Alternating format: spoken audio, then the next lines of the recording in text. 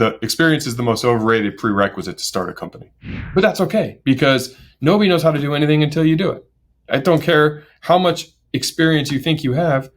No one's ever built a big chicken because he only had a couple, and those aren't the people in the room. The relationship game is very much like a bank account. Me and you have a relationship bank account, whether it's visible by both of us and we're aware of it or not, it doesn't matter. It's an innate thing. If you blow it and you say something silly, they don't know you and you'll never see them again. Hey, Jeff, welcome to the show. Thanks for having me. Super excited to be here. So I knew of your products, services, your brands way before I knew about you. And then I got introduced to you and someone said, hey, about having you on the podcast.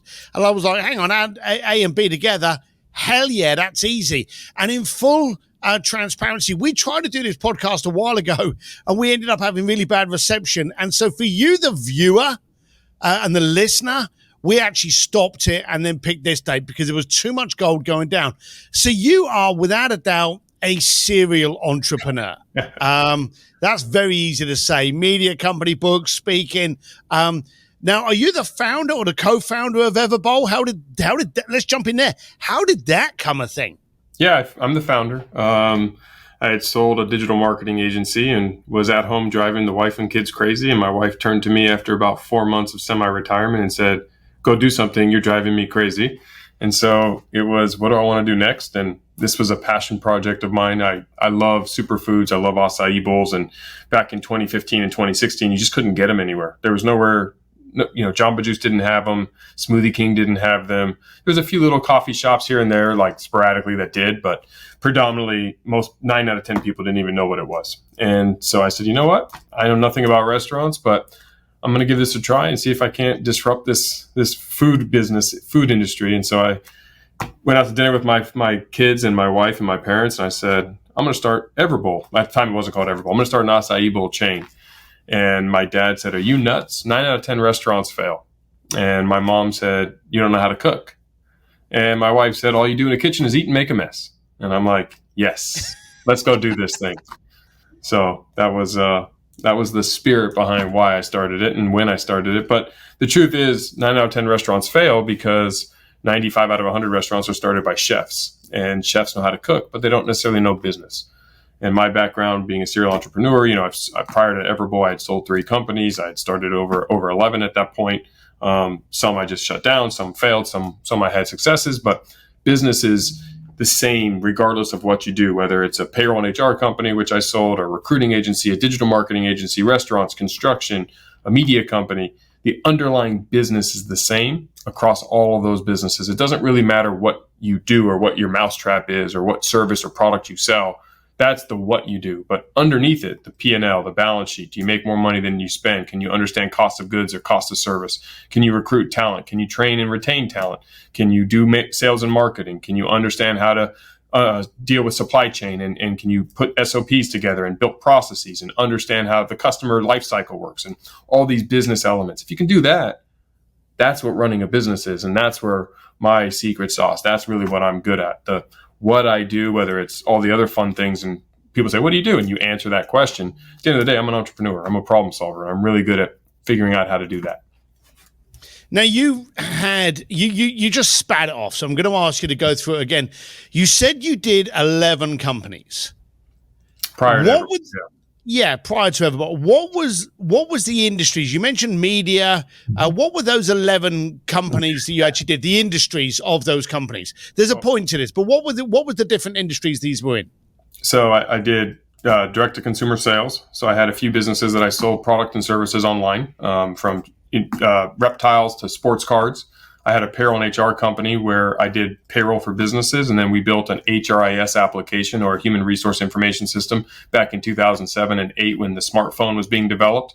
And so we helped to digitize the human resource department for companies while doing payroll and offering benefits. So employee self-service portals, employee benefits and HR files and payroll and time off requests and all the stuff that goes into that business. I had a recruiting agency where we helped companies find and recruit talent and then retain that talent. I had a digital marketing agency. I had a company called Equity Circle where I helped to legalize equity-based crowdfunding and had a platform that was going to allow entrepreneurs to have access to capital. I I had a company called J Capital where I helped startups find money because I had a lot of relationships with private equity, VC, and family offices.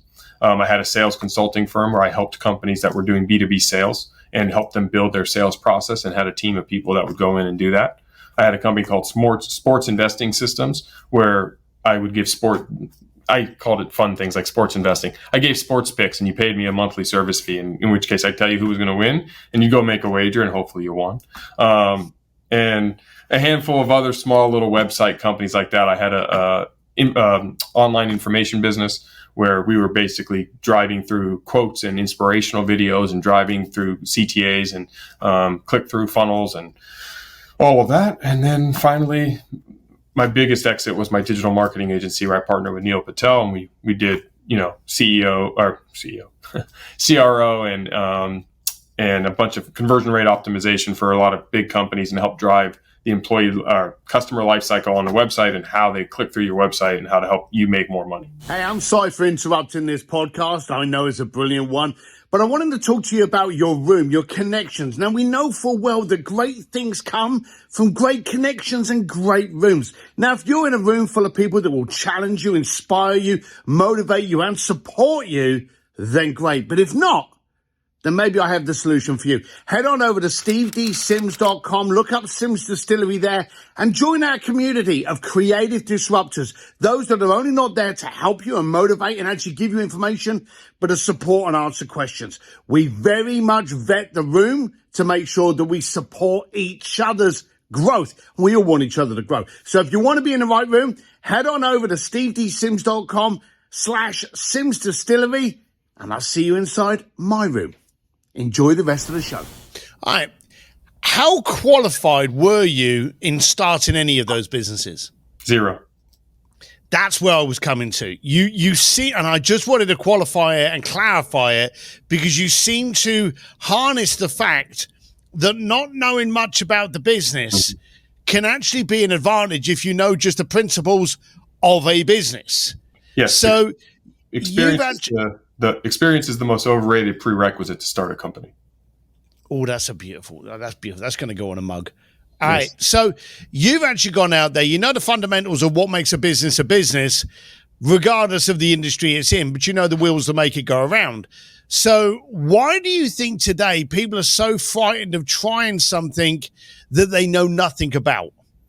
Because it's scary for them and they're focused on the what instead of the how. So here's an example. When I started Everbowl, my first restaurant cost me $300,000 to build, and I was self-funding it, and I want to go build 100 of them. So that's going to cost me $30 million to go build these. I don't want to spend $30 million. Why does it cost $300,000 to build an acai bowl shop? Like, seriously, why? So I started my own construction company. I don't know how to build stuff. I don't even know how to put Legos together. I don't assemble bikes. I'm the least handy human in the world. So people say, well, Jeff, how are you going to start a construction company if you don't know how to build? Well, there's a million people out there who do know how to build, but they're not good at the business side. So what did I do? I went to the guy who built my very first Everbowl. His name was Jake. And I said, Jake, how would you like to be the president of WeBuild, my new company? You get a promotion. You get a raise. You get to build Everbowls. I've seen you do it. You know how to do it. Just get better at it every single time. You don't have to worry about sales. I'm going to be your customer for every single one. You don't have to worry about accounting and marketing and payroll and raising capital and doing any of the business things that's keeping you from starting your own construction company. You're good with your hands. You're good at building. So just get as good as you possibly can at building Everbowls. Help me build this, scale this, and we'll get better each build. Bring the cost down and you'll work for me. And we'll do it together. And then people will work underneath you. He said, great. Congratulations. I have a construction company. He got a raise, a promotion, and is the head of the company. And now here we go. I mean, it was that easy, right? I didn't need to know how to build. I had the rest of it figured out. And that's vertical integration. And so I vertically integrated that component into Everbowl. And now WeBuild, not only does WeBuild build every single Everbowl, we've built over 75 of them around the country. I build all of Shaquille O'Neal's big chickens. And he's one of my clients. I build all of Drew Brees' stretch zones. I build Capriotti's, I build Wing Zone, Lash Lounge, Sugaring LA, and a bunch of other third-party retail restaurant concepts that are scaling. And now WeBuild is going to be a 9-figure business in the next 2 years as we continue to expand and take on more customers. So if you're sitting at home and you're trying to scale a retail or restaurant concept, what we do is revolutionary because we do it in a way that no one else does it. And I get to come at it from a franchisor and understand what your pain points are as the operator and not the construction guy. And guess what? I don't need to make my 20% on every sub and every material like every other GC. I actually manufacture all the pieces, and we don't charge 20%, and we don't sub it out. So it's our own guys. And so we're more competitive from a price perspective. We're more competitive from an efficiency perspective. We understand it from the restaurant or the retail side. And now we have celebrity partners and a lot of big brands. And so we also have the experience that most other GCs can't say. Like, they don't go and build 70, 80, 90 of the same thing. I do, and I do it in 50 states. Now, a lot of people, you mentioned before that there wasn't any restaurants dealing in this style that you liked, okay? There were, but very few. I didn't know them. I wasn't Right, the first, okay. but the first that I knew of. Okay, all right. But you were walking into an industry, you were walking into an arena which wasn't hugely, apparently at the time, in demand. And you went, hey, I want to do a restaurant, even though, I don't know anything about it. And then while doing the restaurant, you went, well, hang on a minute. Your eye of opportunity noticed that there was a missing element of the build costs. And so you ended up going into one business, and I remember this in the great movie, and if anyone hasn't seen it, the McDonald's movie, I think it's called The Founder. Yeah. And like halfway through, the accountant turns around and says, you don't know what business you're in.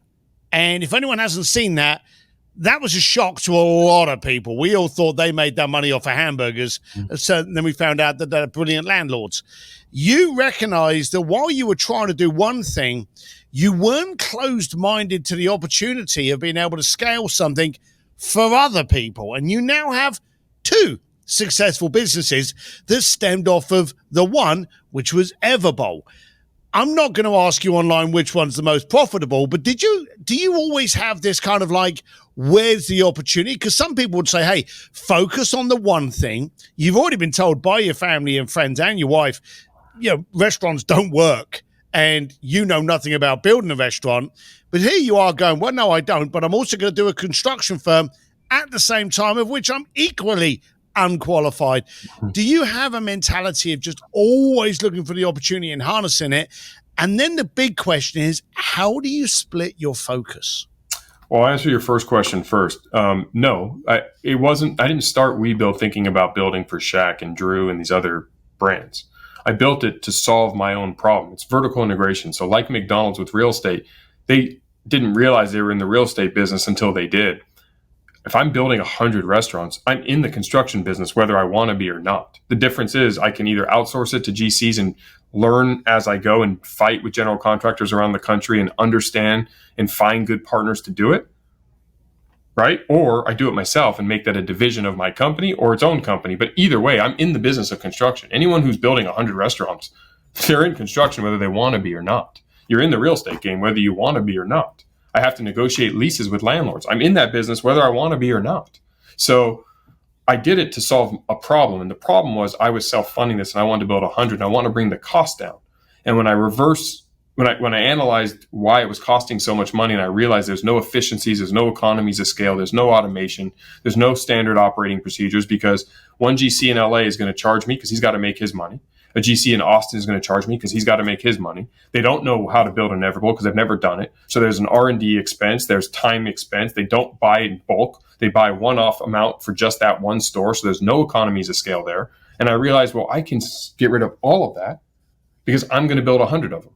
And I'm going to build 100 of them anyway. So now I just looked at it differently as a solution to my own problem and a vertically integrated component. And because I like startups, I started it as a company instead of calling it a division. Right. And then through that process, I have options. Right. And so when I was negotiating with Shaquille O'Neal to open Everbowls, and ultimately it didn't work out because he was launching his own concept called Big Chicken, Shaq turned to me and said, even though I can't move forward today on Everbowl, can WeBuild, because he learned about it when I was pitching him on Everbowl, can WeBuild help me with Big Chicken? Well, now that's opportunity. And now my entrepreneur brain goes, yes, of course I can help Shaquille O'Neal with his Big Chicken. We'll figure it out. So I said, of course we can, even though I had no idea how. And we had never done it. But that's okay, because nobody knows how to do anything until you do it. I don't care how much experience you think you have. No one's ever built a Big Chicken because he only had a couple, and those aren't the people in the room. So but building is building, right? Like if you're in construction, whether you build something that looks like an Everbowl or a Big Chicken, it doesn't matter. It's building. And so again, I can find smart people, which we did, We can figure out how to do it, which we did. And it's not like we're landing someone on Mars. We're building a restaurant. I mean, this isn't curing brain cancer. So at the end of the day, it's not, we overcomplicate things as individuals. And so, yes, I always look for opportunity, but I looked for opportunity too for my main thing, which was Everbowl. So I wasn't a distraction of focus. I was still focusing on making Everbowl better by reducing the cost. And I do. And I can build an Everbowl today in 5 days, which is unheard of. And I can do it for a fraction of the cost. Remarkable. Yeah, and we do that, and that's one of our major differentiators. Now, your second question about how do I apply my time, because I run today 5 companies, Everbowl and Webuild are 2 of the 5, and they're all integrated into the main business of what we do. I've hired really good people, and I have an incredible team that support and allow the companies to thrive and grow. And that's the other secret sauce of building a good company is if you think it's because of me, you'd be wrong. I stand on the shoulders of incredibly smart, talented humans, and I get to be the face that you talk to. But realistically, they're the brains and the ability behind me. I just set the vision, and I help drive and corral where we're going, and I fill the gaps. And as I say to everyone, whatever you're not good at, I'll solve. You go be the best at what you do. I'll be the dumbest guy in the room, and we're going to do amazing things together. So my time is really focused on what are the needs today and where are we, what initiative are we working on and what issues are not being solved at the highest, most remarkable level. I'm going to go plug those holes and find someone to help us if I'm not the right person, and we'll keep building. And that's my job. And then investor relations, because I do now have investors. And, as an entrepreneur, if you take on money, you no longer work for your company, you work for your investors. And I need to increase the enterprise value and get them a nice return and, deliver on the fiduciary promise I made, which is let's go build this thing into something really special. And that's kind of where my time goes. So I jump around, from podcasts like this for brand awareness and personal branding, and to talk about my companies in a way that is engaging and interesting to the listener, and expose more people to Everbowl and Webuild and Unevolved Studios and Unevolved products and Unevolved concepts and all the different things we're doing. But simultaneously, I go from here and I go into a meeting, and we're going to be doing some tasting on some new product R&D. And I'm not creating the product, but I get to taste it. So that's a fun meeting. And then I go sit down with the finance department, our CFO, and we go over financing, make sure we're on budget, we're hitting where we need to hit. And so it's just, I'm moving around, it's just there's a lot going on. It's a different job. And I think where this word entrepreneur has become glorified in today's society, and we've lost sight of really what it means. And a lot of times, if you're a chef and you own a restaurant, yes, you're an entrepreneur, but really you're a chef. And you need to realize where your strength is and lean into it. A true entrepreneur understands you're a problem solver. That's really all you are. If you're not really good at understanding how to solve just problem after problem after problem after problem after problem, because that's all companies are. It's nonstop problems. I don't care whether you're Elon Musk and Facebook or you're a startup and you just started. You will deal with new problems every single day coming at you from every single angle. And when you think you figured it all out, new problems come. And whether it's COVID and it's black swan events like COVID, inflation, supply chain, and interest rates going crazy, or it's internal with employees leaving and customers unhappy and your product not working, or it's, family issues that are driving your attention away from the business. It doesn't matter. There's just problems. And so I'm really good at just relaxing in the chaos of problems and finding solutions. And that's what I'm really good at. And so I lean into that, and I bring people around me who are really good at executing on the specialty work. Now, you mentioned at the beginning, or just a few seconds ago, I think you said you were 86 or 87 locations. Is that correct? We've built over 75 locations. Okay. We have 400 sold though, so 400 more are coming. Wow. Okay. Now you had a target at one stage. I think you said it was 300. Yes. So, where are they? All across America? Are they West Coast? Where are they? Yep. So right now we're nationwide. So we're in Florida and California and all the states in between. Currently we're in 18 states. We've sold stores in 36 states. So in the next 3 years, we will be in 36 states, and hopefully we'll round out the remaining and get to that big 50.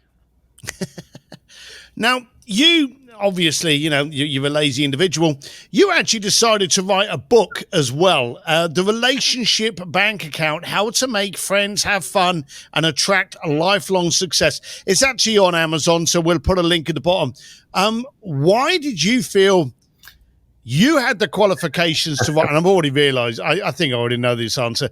You're probably one of the most successful, unqualified people I know. And that's beautiful. Mm-hmm. And if any entrepreneur can take any nugget out of this, that should be it. You don't need to be qualified to actually disrupt an industry.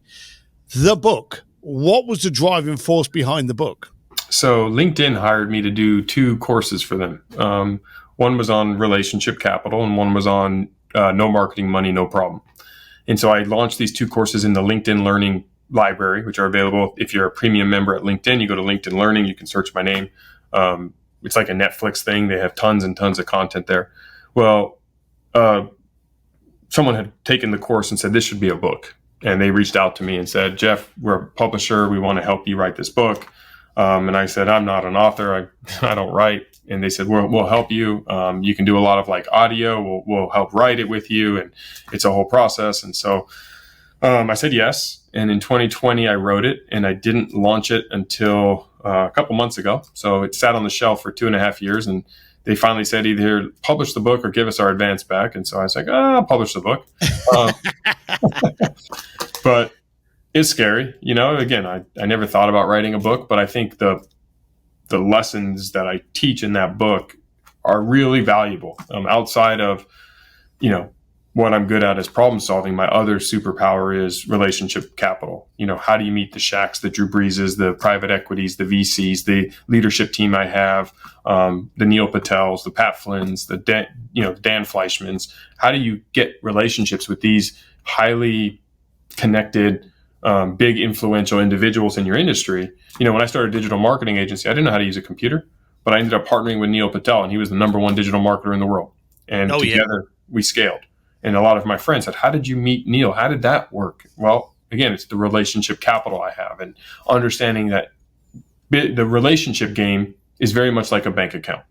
Me and you have a relationship bank account, whether it's visible by both of us and we're aware of it or not, it doesn't matter. It's an innate thing. Like if every time me and you talk, I ask you for a favor, I'm a pain in the ass, I show up late, we make plans, I cancel last minute, I'm making withdrawals in our bank account. So ultimately, when I call you next time, I'm like, this guy, I don't want to hang out with him. He's just not my kind of guy. Well, that means I have a negative balance. I'm broke with you, and that's it, right? You're broke. Versus if every time we connected, I added value to you, I made introductions for you, I helped you out when you needed it, I was, a friendly person to talk to and be an ear for you, I led with value, I'd have made a lot of deposits, and I'd have a lot of relationship capital with you and a abundance of wealth in our bank account together. So when I call, you'd be like, oh, Jeff, dude, how are you, man? What can I do for you? What's going on? You would love to hear about me.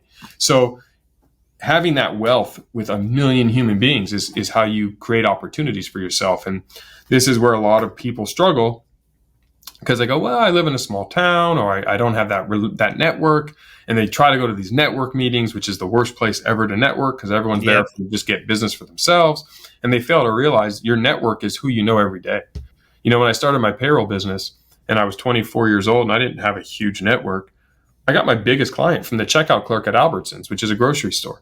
And I made friends, just a cordial conversation with her every time I was in the grocery store once a week for years. You know, like, hey, how are you? I knew she was into hiking. I knew she had 2 dogs. She knew I had 1 daughter at the time in a payroll business. Well, 18 months later, one day she says to me, hey, Jeff, my brother is having some major payroll issue and he was bitching about it. Can I give him your number? Would you mind, helping him out? And I said, of course, I'm happy to. Just thinking I was doing her a favor. Lo and behold, he had over 1,000 employees and it was a 6-figure a year contract for payroll and HR services that I ended up getting. And it took my business. It was the largest client I'd ever gotten. And it took my business, like literally, I was doing like 250, 300 grand a year in revenue. And then I added 120,000 a year in revenue with one client. It was like overnight changing my business.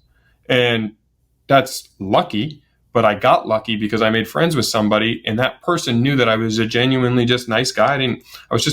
I wasn't in it for me. I wasn't looking at what can this human do for me. I didn't qualify or pre-qualify them. I just said, this is a human being and I want to get to know them and lead with value. And if I can help her, I'll help her. And I tried to help and it ended up helping me. And it was great. Right. And now through that relationship, now I have a big client. So now getting more big clients is way easier because I already have a big client.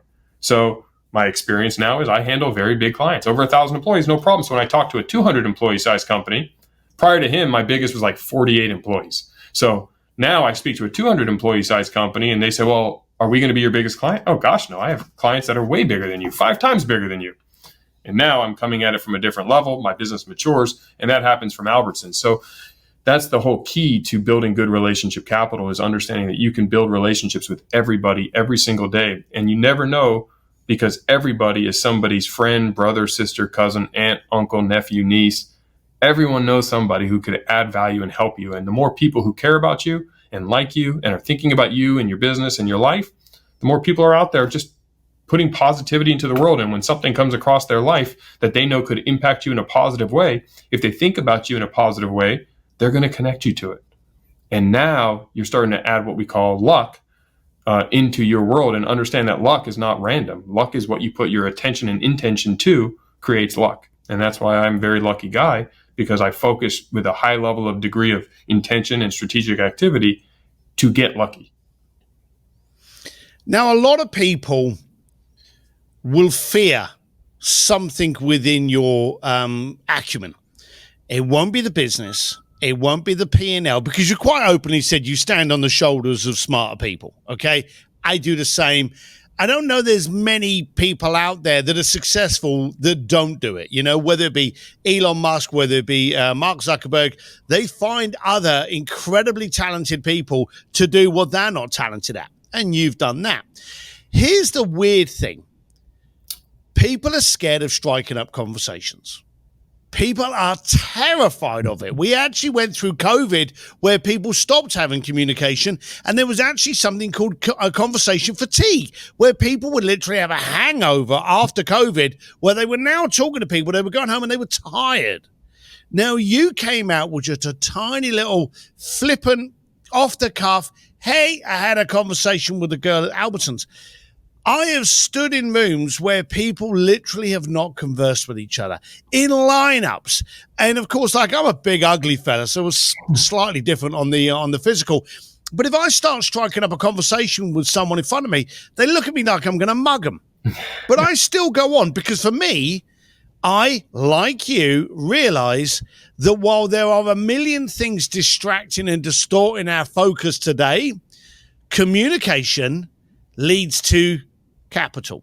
That's right. And it's that relationship. You see it. And I was thinking at the beginning when we were talking about it, and I remembered it from our last conversation, that you are a great communicator and you are open to having conversations. But today, so many people are not. And I'm thinking, and I'm certainly not putting you down in any way whatsoever, but I think the biggest thing that separates you from someone else is your ability to have a conversation and invest in that relationship capital. Would you argue that? No, I agree. And the only reason I'm good at it is I practice it every day. Bingo. I wasn't good at it when I started. It's Kaizen, right? Get 1% better at what you're doing every day. The more conversations you have, the better you're going to have. And here's the beauty. Because you're not talking to Shaquille O'Neal every day, you're talking to the checkout clerk at Albertsons, your waiter or your waitress in a restaurant, the person at the gas station who's pumping gas next to you. If you blow it and you say something silly, they don't know you and you'll never see them again. Big deal. But the best, easiest thing to do if you're not sure how is remember two things. Number one, people love to talk about themselves. So finding a way to get someone to talk about themselves is the best way to start a conversation. It's also the number one way to make them like you, because people like talking about themselves. So if you ask good questions, they get to talk more and you talk less. You don't have to say much. You just have to listen. And so you can identify from people really quickly what interests them. Like if I look at you, I could easily say, oh my gosh, what a cool accent. Where are you from? Now I'm talking about where you're from, right? Your accent tells me something.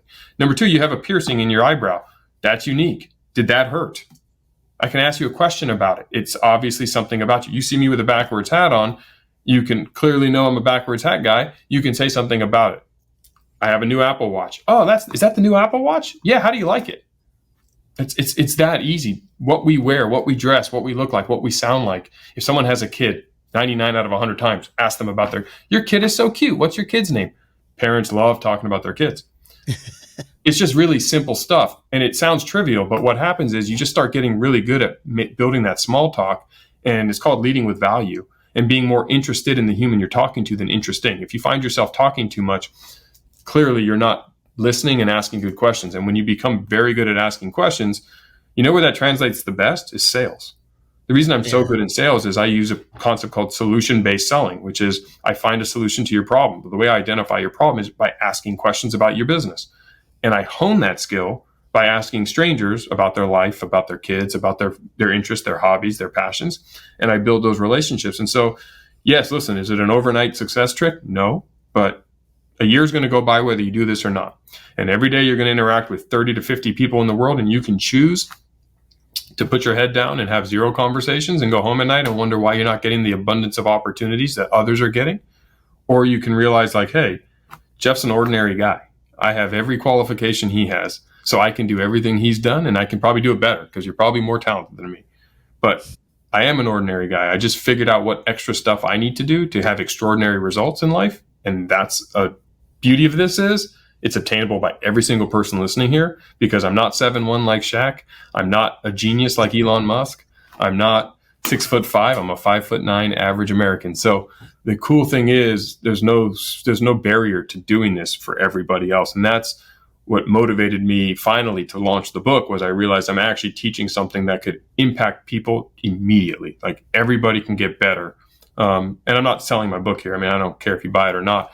I don't, fun fact, I don't really make any money when you buy it. So, it's like peanuts. So realistically, it's just about, like, what can I help and how can I help impact others?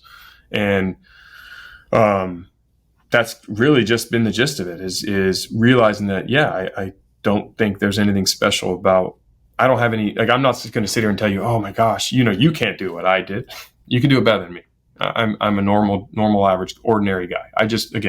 I've had mentors. I have good awareness to what works. I understand what a success formula looks like.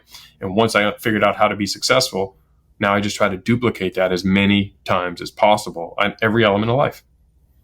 So what's next? And regarding the book, for argument's sake, I'm not asking you to plug it. I'm plugging it. I'm going to put the links below. And let's break a myth. I got 2 books out there. Is that your first book? Your only book? Yep. We can ask anybody. Jim Quick, you got Dan Fleischman, you called out. He's a friend of ours. No one's getting rich off of books. No. Anyone out there that thinks that, hey, you're selling thousands, I've done well, I know you've done well. We sell thousands and thousands and thousands of books, and we get hundreds of dollars if we're lucky. So I remember Jay Abraham once said to me, a friend of mine, he said, you won't buy a beach house from the sale of the book, but what the book gets you into, you'll buy dinner, or maybe a taco, but what the book gets you into, that'll get you the beach house. So it opens doors. So any of you out there, if you're buying a couple of cups of coffee, save the coffee, buy this dude's book. Last question for you. We've already pointed out that 11 industries, selling of companies, building restaurants when you have no qualifications of it, writing books. What's the next few years hold for you? Well, it's really about the Everbowl and We Build journey, and my new show. I have a new podcast that's launching on August 7th with Entrepreneur. It's syndicated by entrepreneur.com, so it'll be released to their syndication. It's called The Jeff Fenster Show, and it's actually me interviewing people about their success formula. So I've been a guest on hundreds of shows. Now I'm finally going to be on your side of the table, which is it's a different side. It's a very different skill set and tactic. Yes. And it's taken me a little bit to adapt and figure out how to do that well.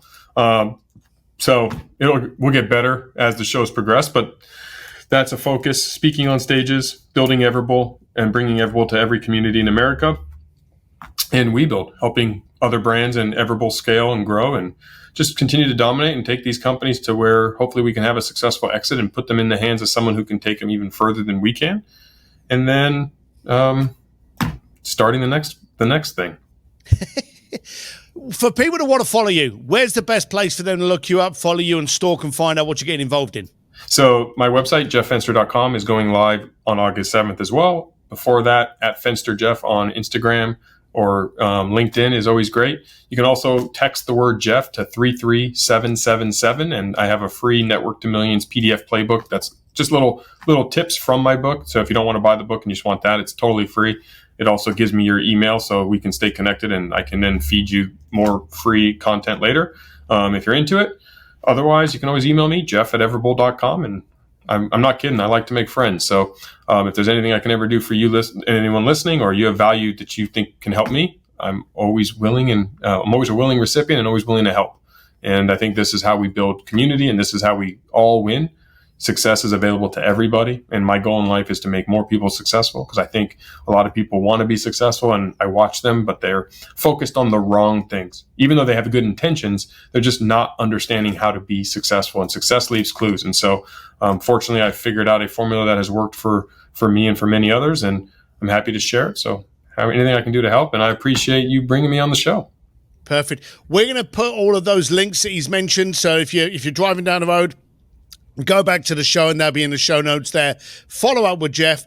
Don't worry about being qualified or an expert when you're trying to disrupt an industry. If you're not going to disrupt it, somebody else will. Don't let qualifications get in the way. Jeff, thank you very much for what you do. Appreciate it and look forward to staying in touch. Thank you, Steve. This was awesome. Cheers, pal. Well, that was another episode of the Art of Making Things Happen podcast with me, your host, Steve Sims. If you like it, you know the scoop. Subscribe, tell your friends, share it around. Let them get benefit from this juice. And of course, if you want to change the room you're in, join Sims Distillery. Jump over to stevedsims.com/Sims Distillery, or you can find a link directly from that website. That's the room where creative disruptors get together to actually help each other become better. If you've got standards or you want higher standards, join the right room. See you next time.